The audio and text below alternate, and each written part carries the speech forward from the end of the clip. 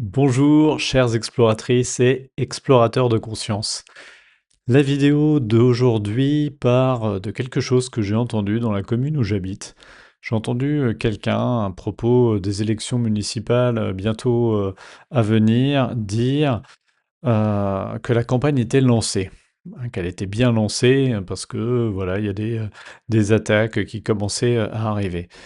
Et en entendant ça, je me suis fait la réflexion qu'on parlait de campagne électorale comme on parlait de campagne militaire. C'est quand même assez étrange. D'ailleurs, j'ai mis un post à ce sujet sur Facebook, parce que, bah, vous le savez, l'inconscient collectif se reflète à travers sa langue, et donc les mots qu'on utilise ne sont pas anodins. Donc, on entretient à travers ces mots l'idée de dualité, l'idée que la campagne électorale doit être basée sur des luttes, sur de la guerre. Et de façon plus large, eh bien, ça nous emmène à voir que on a énormément de facilité à concevoir le négatif dans notre société moderne, dans notre façon de penser.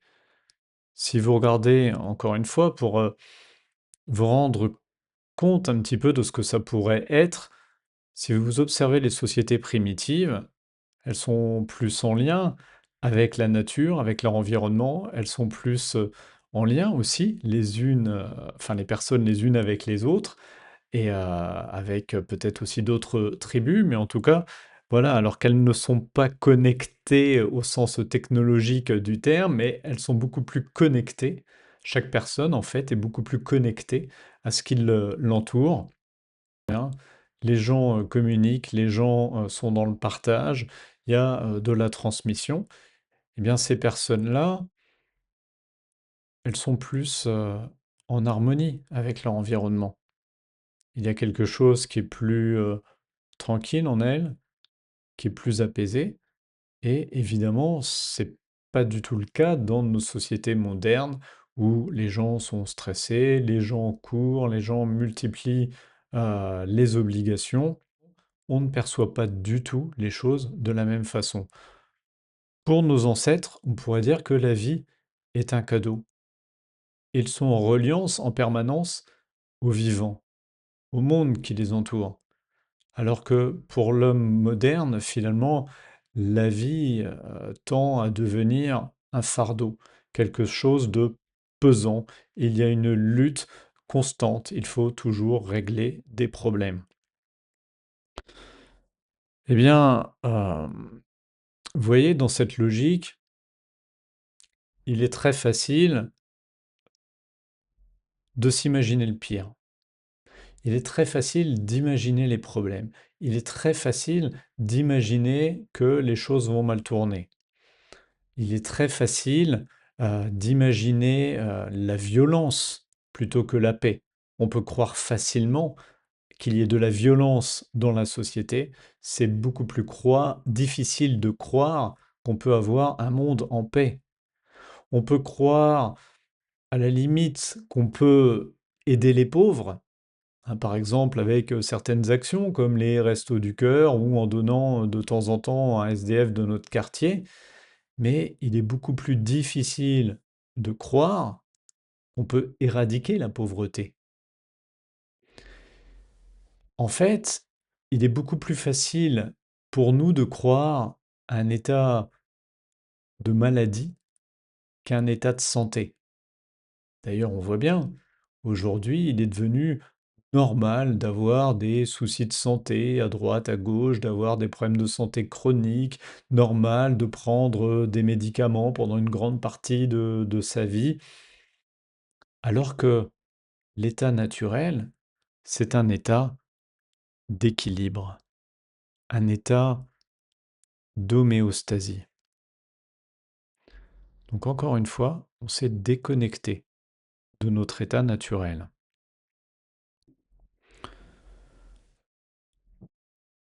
Pourquoi on en est arrivé là? Ben déjà, ça date pas d'hier, hein, ça fait un certain nombre de générations. Donc il y a les conditionnements générationnels qui se sont renforcés au fil du temps.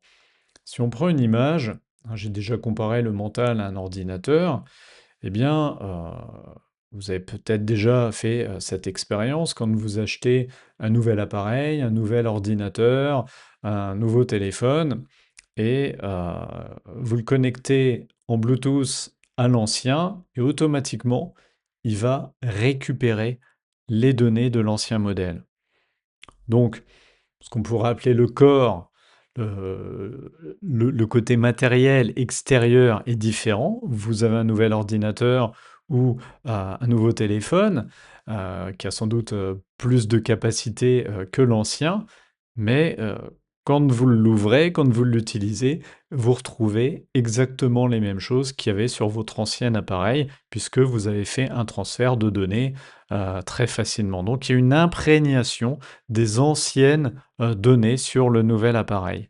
Eh bien, les conditionnements générationnels, c'est un peu ça. C'est-à-dire que les enfants naissent dans un inconscient collectif particulier, à la fois l'inconscient de la collectivité, de la société humaine, mais aussi l'inconscient familial. Et évidemment, il va s'abreuver de ça, hein. Particulièrement le cerveau d'un jeune enfant est vraiment une éponge, il absorbe énormément. Et donc voilà, il y a une copie des données, en quelque sorte. Il va copier les données de son environnement. Donc ce qui va lui paraître naturel ou normal, en fait, c'est juste qu'il a récupéré les données de la génération passée, des générations passées même, on pourrait dire. Et puis, à partir du moment où il a mis en place à la fois, à partir des conditionnements et à la fois à partir de ses propres expériences, eh bien, une fois qu'il a mis en place des modes de croyance, des modes de fonctionnement, il va être très difficile de les remettre en question, surtout que ces expériences vont lui refléter, ces conditionnements vont lui refléter sa façon de penser. Si on prend un exemple très simple, eh bien, vous prenez une personne qui s'est construite sur la dévalorisation, eh bien, elle va avoir tendance à percevoir ses expériences sous l'angle de la dévalorisation. Ainsi, ben, même si, par exemple, à l'école, un prof lui fait remarquer qu'il y a quelque chose de bien, elle va voir tout le reste qui n'a pas été nommé et qui forcément lui apparaît comme moins bien, et c'est ça qui va rester dans son esprit. Pareil, si, elle fait quelque chose dans son travail à l'âge adulte, elle s'attend à recevoir, ou en tout cas elle espère recevoir des compliments, des félicitations, et puis en fait, ses collègues, peut-être pensent juste que ce qu'elle a fait, ben, c'est normal, c'est son travail, et donc la personne, elle va vivre cette expérience comme un retour négatif. Et à l'inverse, une personne qui s'est construite sur de la valorisation, elle va avoir tendance à vivre les expériences à travers un filtre positif. Et donc, bah, dans un cas comme dans l'autre, elles ont raison, puisque la réalité de leur expérience va leur refléter leurs croyances, et donc ça va renforcer leurs croyances. Elles vont dire, ben, vous voyez, j'avais raison, je suis nul, puisque l'extérieur me renvoie que je suis nul, ou j'avais raison, je suis génial, puisque l'extérieur me renvoie que je suis génial, alors qu'en fait, l'extérieur n'est que le reflet de ce que la personne va projeter sur son expérience. Vous voyez qu'en fait, il ne s'agit pas de réparer des problèmes, mais hein, souvent on va se concentrer même pas tellement sur les problèmes, puisque comme on l'a vu, on n'a pas tendance à aller voir à la racine des problèmes, mais on va plutôt se concentrer sur les symptômes des problèmes. Comme je l'avais dit, je crois, dans ma précédente vidéo, on va par exemple se concentrer sur lutter contre la violence sans se demander pourquoi la société, notamment la jeunesse, devient de plus en plus violente. Donc, là, l'idée n'est pas d'aller lutter contre quelque chose et surtout pas contre des symptômes, puisque ça ne règle pas la racine des problèmes, mais simplement de comprendre qu'il faut changer le programme. Si un programme qui ne vous convient pas sur votre ordinateur, une application qui ne vous convient pas sur votre téléphone, vous n'allez pas lutter contre le programme. Vous n'allez pas essayer de le faire mieux performer. Non, simplement, eh bien, hop, vous, changez, l'application, vous changez le programme, vous, en téléchargez un autre, une autre. Alors, vous allez me dire, «Oui, OK, je comprends l'idée, mais il y a des choses qui sont bien réelles. La pauvreté, par exemple, c'est bien réel».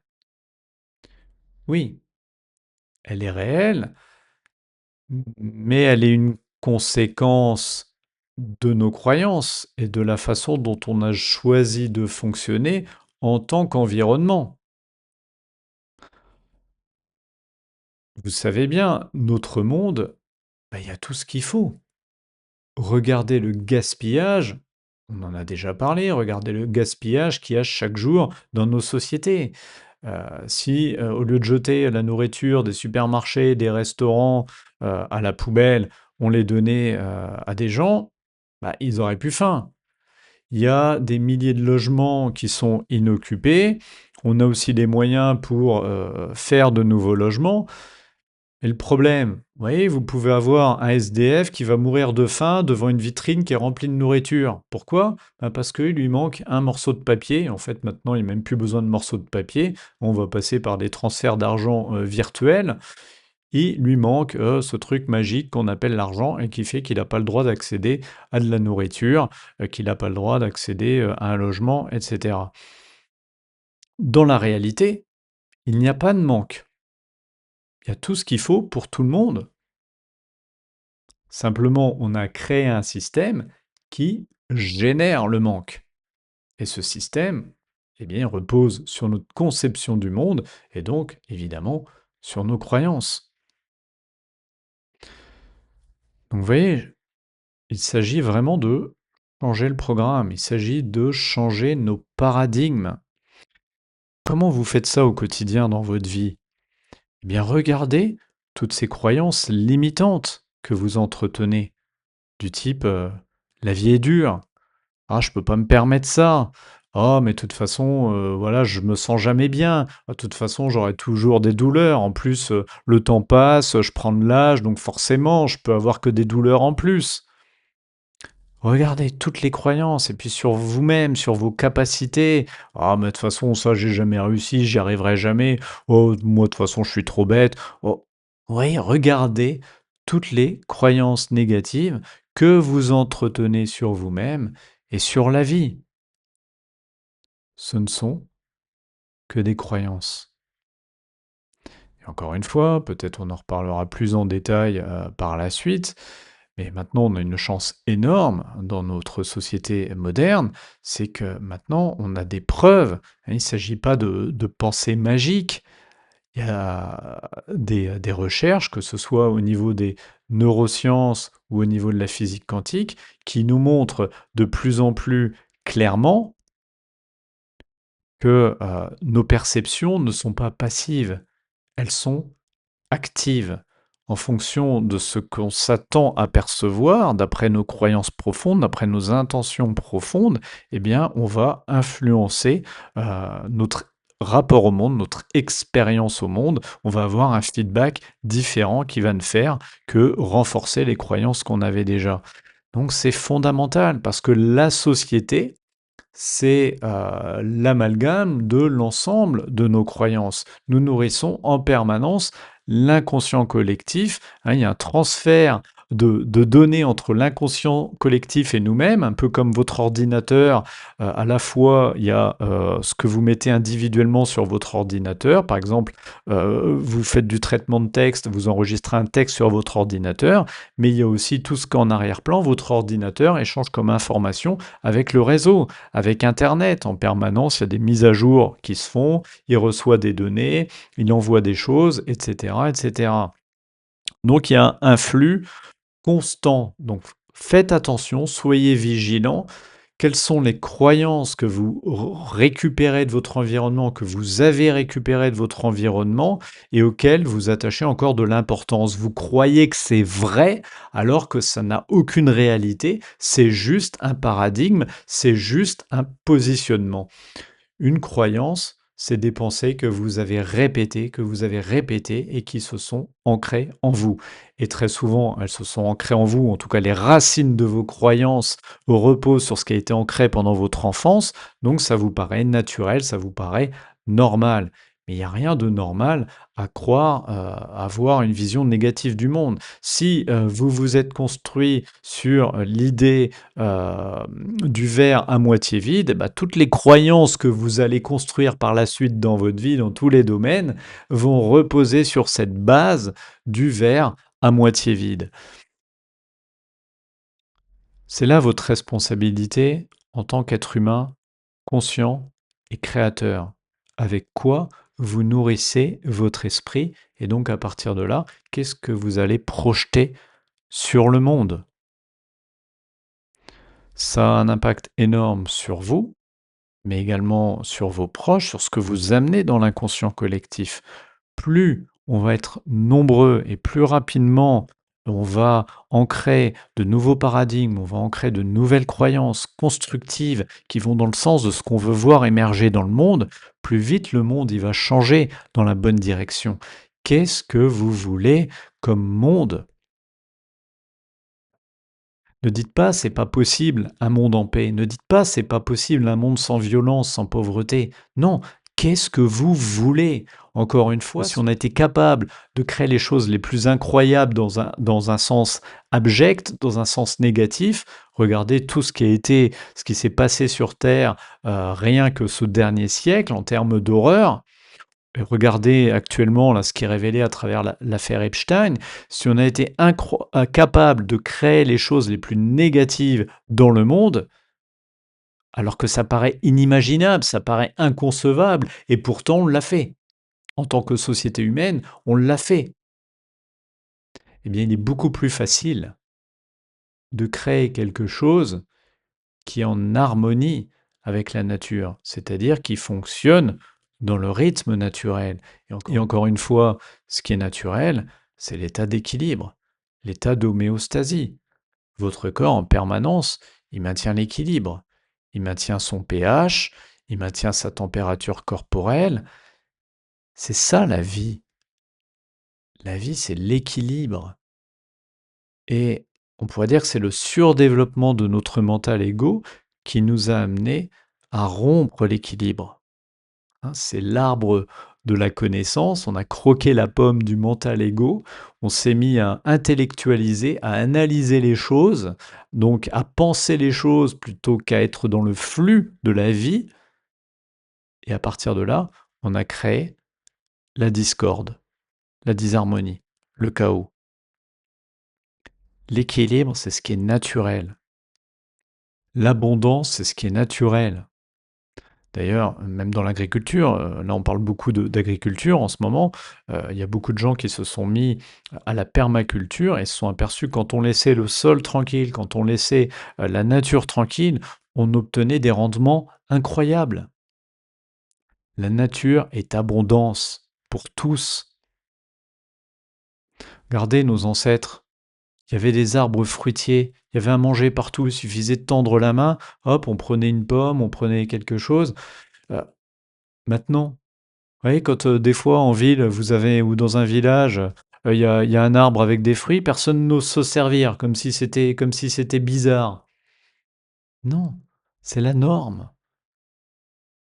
La nature, c'est l'équilibre, c'est l'harmonie. J'insiste là-dessus parce qu'il y a tellement de générations de conditionnement que, encore une fois, on a cru que la guerre, que le drame, que la souffrance, que la pauvreté, tout ça, c'était la norme, que la maladie, c'était la norme. Regardez les endroits dans le monde où ils sont plus en harmonie avec la nature, ils évitent les produits chimiques, ceux qui vivent les plus vieux, ceux qui ont le moins de problèmes de santé. Nous, on a filé notre santé à la responsabilité de l'industrie pharmaceutique. Évidemment, bah, comme toute industrie, le premier objectif, c'est de faire de l'argent. Donc à partir du moment où la santé est contraire à l'objectif de faire de l'argent, bah, vous pouvez pas vous attendre à être en bonne santé en laissant... et de toute façon, on ne devrait jamais confier sa santé à une autorité extérieure à nous-mêmes. Votre santé, elle vous appartient. Soyez connecté au vivant, soyez connecté à vos rythmes naturels, et votre corps, vous lui foutez la paix, il va retrouver l'équilibre. Vous arrêtez de le nourrir de choses néfastes pour lui, de choses toxiques, vous arrêtez de nourrir un mode de vie hyper stressant, et votre corps, il va retrouver l'équilibre. Alors, évidemment, si vous me regardez, que vous avez de sérieux problèmes de santé, je comprends que ça puisse être difficile à entendre. Hein, on va pas aller sur ce terrain-là. Là, j'en parle de façon globale. On voit bien qu'on est dans une société où les gens ont de plus en plus de maladies hein, dues au stress chronique. C'est pas la normalité. De maladies dues à la pollution, à une alimentation toxique qui est complètement déconnectée du vivant. Je ne sais pas si vous avez déjà entendu ça, mais en gros, aujourd'hui, si vous voulez avoir autant de vitamines que vous donnez une pomme dans les années 50, il faudrait manger tout un cajot de pommes. Les sols ont tellement été appauvris, les aliments ont tellement été appauvris avec les traitements chimiques, ils sont morts. On a créé la mort, la guerre. Regardez les exemples extrêmes, regardez Hiroshima, regardez le napalm pendant la guerre du Vietnam. On a créé la mort. Comment on revient à la vie? Bien, vos croyances, soit elles nourrissent cette énergie de mort, c'est-à-dire cette énergie qui est désalignée du rythme naturel du vivant, soit vos croyances nourrissent la vie. Alors, quelles croyances vous choisissez? Choisissez des croyances qui vous font vous sentir bien. Votre corps, il vous parle. Quand vous vous sentez bien, quand vous vous sentez aligné, c'est que vos croyances, elles vont dans la bonne direction, dans le sens de votre nature profonde. Il ne s'agit pas de croyances qui satisfont le mental égo, c'est pas la même chose, mais vous sentirez. Il s'agit de croyances qui apportent une harmonie intérieure, qui apportent un équilibre, qui apportent un bien-être. Qu'est-ce que vous nourrissez? Est-ce que vous êtes dans des croyances de vie, d'abondance, c'est la joie? Est-ce que vous nourrissez l'harmonie dans votre vie ou le chaos, la disharmonie? Là est notre responsabilité en tant qu'être humain. Le chaos n'a rien de normal. La dualité n'a rien de normal. Quel choix allez-vous faire?